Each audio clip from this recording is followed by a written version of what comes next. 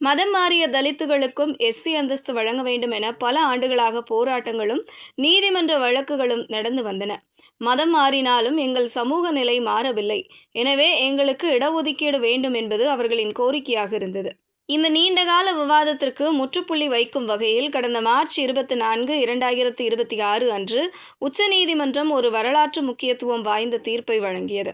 அந்த தீர்ப்பில் பட்டியல் இனத்தவர் என்ற அந்தஸ்து இந்து, சீக்கியம் மற்றும் பௌத்த மதத்தை பின்பற்றுபவர்களுக்கு மட்டுமே பிரத்யேகமானது.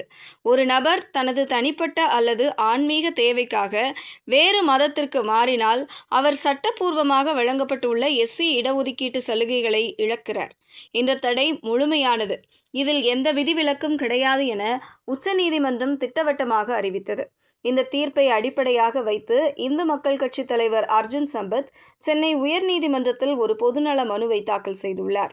தனது மனுவில் தமிழகத்தில் உள்ள 44 தனி தொகுதிகளில் இதுவரை வேட்புமனு தாக்கல் செய்தவர்களில் 90% பேர் கிறிஸ்தவர்கள் என்று அர்ஜுன் சம்பத் குற்றம் சாட்டியுள்ளார். இவர்கள்